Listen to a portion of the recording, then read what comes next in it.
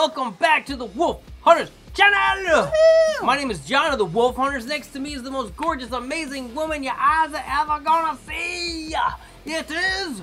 Dolly, hey! We're here to react to some music for you! Woo! We got social media links in the description box down below! Go check them out! That's right, and if you like that song from the intro, that's our song. So you should actually listen to our original stuff on Spotify and even on YouTube here. Ooh. We got all kinds of stuff, so support all of it. Thank you so much. We love you. You're amazing. All right, today's request is brought to us by the Inferno of Iris. Ooh. It is Kenneth. Kenneth has a deep connection to the Project Iris. Ooh. And Kenneth was asking if we could do reactions to the lore or the story behind the band as well as the music. Oh, wow. So today we're actually checking out a video that breaks down the backstory of the whole Iris world that all the songs are based off of. Whoa. So this is a whole like Lord of the Rings type of thing. That's like incredible. This has got its own storyline and that. plotline. So all the songs that we're gonna listen to all fit into this. So this is helping us to piece together the meanings. That's right. So thank you so much for this, Kenneth. We can't wait to check out the stories behind the music. VH1 behind the music. All right. Anyway, before we get into this, it's called an Untitled novel announcement. Oh. That is what we're reacting to today. Before we react to this announcement, we need your help, everybody.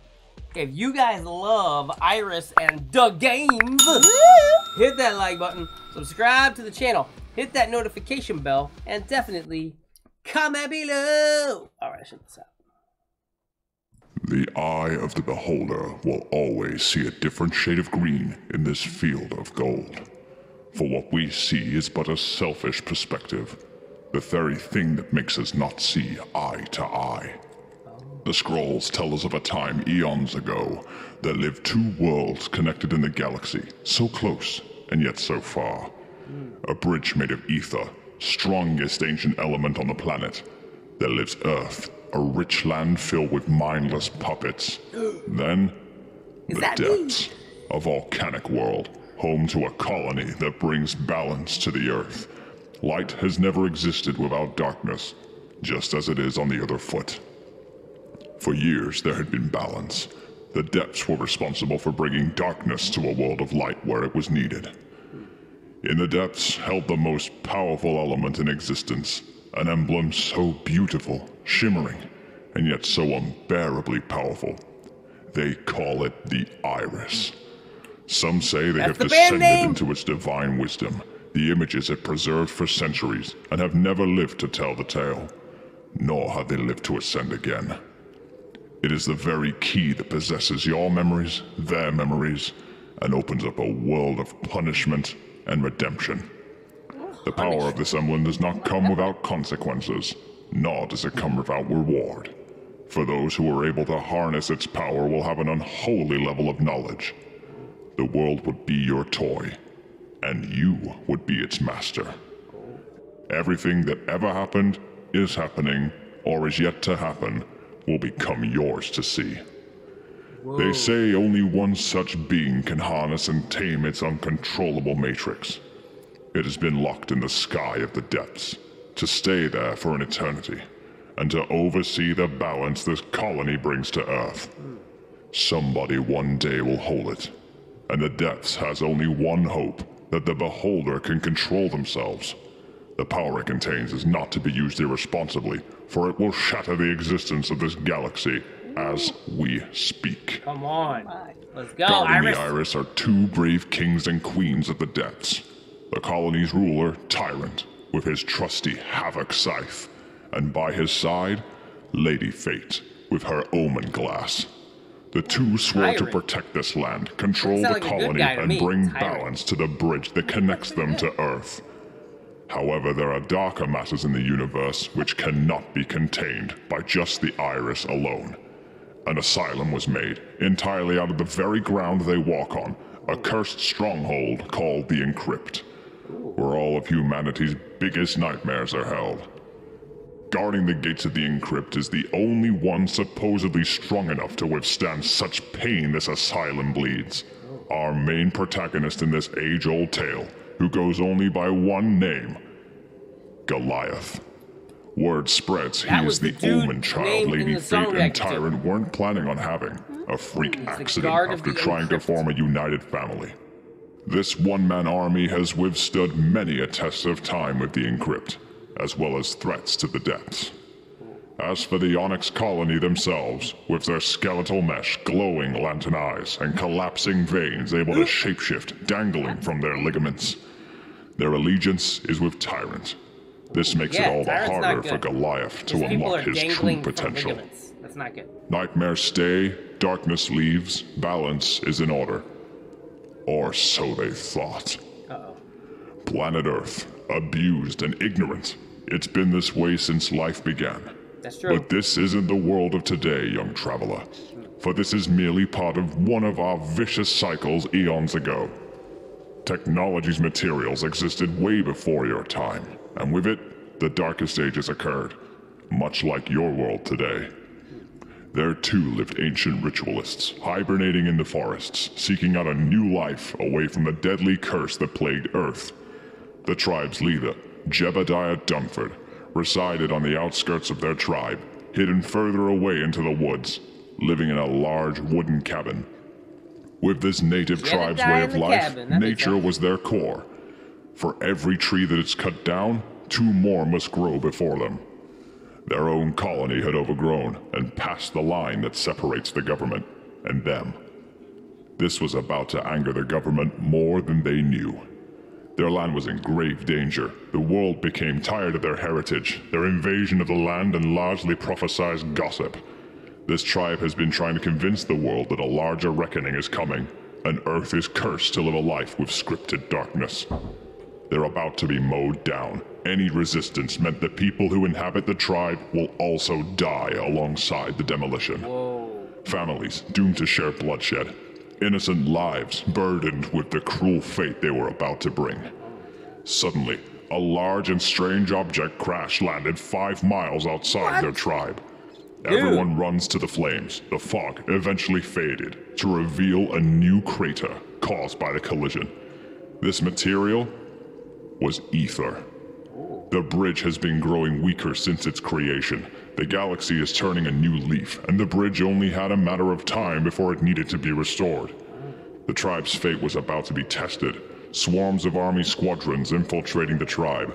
The bang of flash bombs, the screams of army soldiers being ordered to move in, hold their fire, and wait for their next command. From the distance, reveals a silhouette walking towards the crater. Jebediah is shocked to discover it's none other than the very being that rules over this planet. Abram Valentine. He approaches Jebediah with an impatient smirk on his face. He is told of the ether boulder. He stood still, shocked. Okay, so Abram Valentine. Is that the other dude besides Tyrant? I didn't hear his name before. Or maybe I missed it. Did you catch that? Okay, so Abram Valentine is the owner of the planet. Yes. Tyrant is one of the kings of the depths. So now we have Abram and Jedediah of the tribal woodsmans, who is angering the government over the flaming crater of the ether meteor chunk. Suspense. Here we go. To this discovery. Alas, he felt the need to take credit for another man's hard work. Abram cackles, becoming impatient. Behind the laughter is the embodiment of an angry beast. Jebediah proudly fronts to protect the boulder and their land. Silence seeps through the air for a brief minute. Abram's smile growing wider and ghastlier. He reaches into his pocket, still laughing uncontrollably. The tribesmen had sensed happiness finally. Their message was heard. Abram finally pulls out his hand from his pocket. A large black and red pistol with a silencer is revealed. As he slowly points towards Jebediah's head. Oh no. I'll give your thanks to my rolling grave, whispers Abram. Moments later, a large bang is heard, right between the eyes. Poor Jebediah is shot dead. He slumps to the ground in his own pool of blood as it leaks closer to the family watching.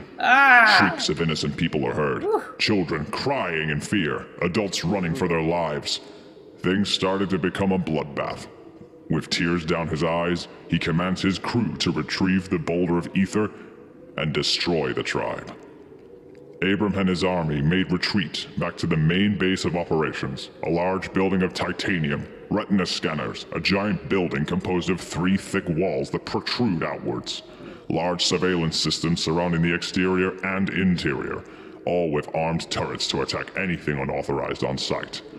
Guarded by 10,000 squadron soldiers, each with different rankings, this was the fortress of everything that ruled over Earth and its people, supposedly to protect them. This building was to be named the Domeplex. Inside this colossal infrastructure held several lab facilities, biochemical quarters, tech stations, and an oracle treasury where all the world's money is protected, and all of the many strange inhabitants from centuries of preservation. After much discovery, the science rats had made discoveries about the ether material. They discovered its material is a stronghold guard to the other side. Or for what we know, the depths. The prophecies were true. Another world about to bring a reckoning to Earth. The scientists believe this to be true. They find sightings of an iris-like emblem. They predicted the emblem to be the key for opening gates to other universes. Though they had no proper dimensions to reference the iris, Abram had even bigger plans. Instead of retrieving the iris, they'll create a new one. Several months go by. The boulder has been carved to its core. The material glows and erupts a destructive carnage in the lab. It is revealed they have made a replica emblem. Among the fog revealed a gate opening. The bridge can be seen in the distance, leading to the depths. This discovery gave Abram a sparkle in his eyes. The plan has been set. Surround the depths and destroy everything. What? When asked what to call the emblem, they decided to go with none other than the Demetrix. They proceed with their plan. Suddenly, the fake emblem opens up the gate to the other side. The depths is now compromised. However, the emblem had other plans that Earth never could have predicted. An unprecedented amount of power cloned the Iris's divine essence. The Onyx colony below bows before a new king. What? They've been hypnotized. They believe the Demetrix is their true emblem. They now only have one mission: kill the Protectors. They suddenly turn on Tyrant and Fate, knocking down the castle walls and pinning them down while stealing their souls. A large shriek is heard in the distance. Suddenly, Goliath hears the echo. Shocked by what he heard, he sprinted to the castle. Let's go. Took down the horde. They lay helpless on their last legs. The Goliath kneels down to them, as they say in their last dying breaths how proud they are of him for growing up so much. The Iris is now unprotected. The two tell Goliath to grab the emblem and close the gates with it. He was to be the chosen one. Finally, after Fate sings a soft lullaby to her son, Tyrant proudly whispers, "I love you, son." They perish. Goliath, now riddled with anger and rage, runs towards the emblem, grabs it from the sky, lunges straight into the gate. But as he attempts to close it off, suddenly, a flash of white waves through the planets. The gate is shut. The light faded, and left behind nothing but rubble. The depths was no more than a graveyard. What? No survivors. Dang. No hope left. Nobody but one man had survived the blow. That man, our protagonist, Goliath. But not how he used to be. He is now but skull and bones. You couldn't recognize him. This realization gets him to pat down his body. He touches his face. There's a strange engraving in his right eye. What? He runs to the lake and discovers the iris emblem had merged with his body. What? Ether particles lay surrounding him. Suddenly, two slithers of ether move toward him. They lunge onto his back, grow larger than ever before. Their fangs erupt and eyes glow a glaring red. Their spines are their skin. Behold, the ether snakes. Ooh. They inject him with a large essence of venom, struggling in panic. He somehow stays alive, and yet stronger at the same time. Whoa. Something tells him those new pets of his knew more than he did. With so many questions, our adventure begins for Goliath to find himself what happened before the explosion, how he will one day save his own world and restore the depths forever. This is our age-old tale of Iris. Whoa! Yo! It's a whole thing! Dang. Whoa!